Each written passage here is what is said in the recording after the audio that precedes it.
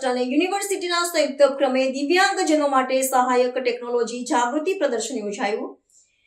પ્રજ્ઞાચક્ષુ વ્યક્તિઓના સશક્તિકરણ માટે નવીનતમ તકનીકી સહાય પ્રદર્શિત કરાઈ। વિદ્યાનગર સ્થિત આદિશંકરાચાર્ય હોલ ખાતે દિવ્યાંગજનો ખાસ કરીને પ્રજ્ઞાચક્ષુ વ્યક્તિઓ માટે સહાયક ટેકનોલોજી જાગૃતિ પ્રદર્શન અને કાર્યક્રમનું સફળતાપૂર્વક આયોજન કરવામાં આવ્યું હતું। સેતુ ટ્રસ્ટ આણંદ, જિલ્લા શિક્ષણ અધિકારીની કચેરી Anand, national association for the blind NAB Delhi અને સરદાર પટેલ યુનિવર્સિટીના સક્ષમ દિવ્યાંગજન માટેનું પુનર્વસન અને સશક્તિકરણ કેન્દ્ર વિભાગના સંયુક્ત ઉપક્રમે આ કાર્યક્રમ યોજાયો હતો। આયોજનનો મુખ્ય હેતુ દિવ્યાંગ વ્યક્તિઓને નવીનતમ તકનીકી સહાય વિશે માહિતગાર કરવાનો હતો।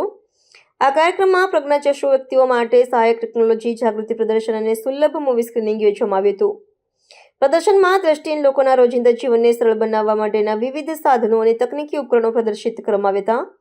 આ તકે વક્તાઓએ વર્તમાન સમયમાં તકનીકી પ્રગતિના માધ્યમથી દિવ્યાંગજનોના જીવનમાં આવતા હકારાત્મક પરિવર્તનો પર ભાર મૂક્યો હતો અને તેમને આત્મનિર્ભર બનવા માટે પ્રોત્સાહિત કર્યા હતા। વિવિધ સંસ્થાઓના સહયોગથી આ કાર્યક્રમની સફળતા સુનિશ્ચિત થઈ હતી। આવા પ્રદર્શનો અને જાગૃતિ કાર્યક્રમો થકી દિવ્યાંગજનોને તેમના કાનૂની અધિકારીઓ અને ઉપલબ્ધ સરકારી યોજનાઓ તેમજ આધુનિક સહાયક તકનીકો વિશેની મહત્વપૂર્ણ માહિતી મળે છે। આનાથી તેઓ સમાજની મુખ્યધારામાં સન્માનભેર જોડાઈ શકે છે। આ સંયુક્ત પહેલ દ્વારા શિક્ષણ, રોજગાર અને મનોરંજન સહિતના ક્ષેત્રોમાં દિવ્યાંગજનો માટે સમાન તકો ઊભી કરવાના પ્રયાસોને વધુ બળ મળ્યું છે। આ કાર્યક્રમ દિવ્યાંગ સશક્તિકરણની દિશામાં એક પ્રેરણાદાયક પગલું પુરવાર થયો હતો।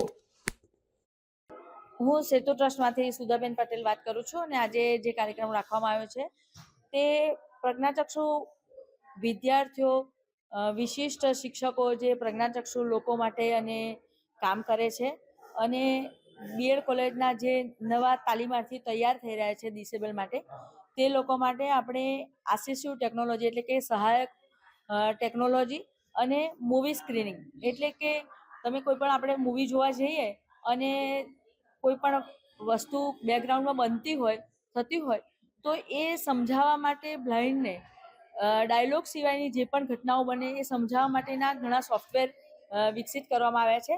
તો આવા એમને રીડિંગ, રાઇટિંગ અને મૂવી સ્ક્રીનિંગ માટેના જે સોફ્ટવેરો છે એની તાલીમ આપવા માટેનો આજનો કાર્યક્રમ છે।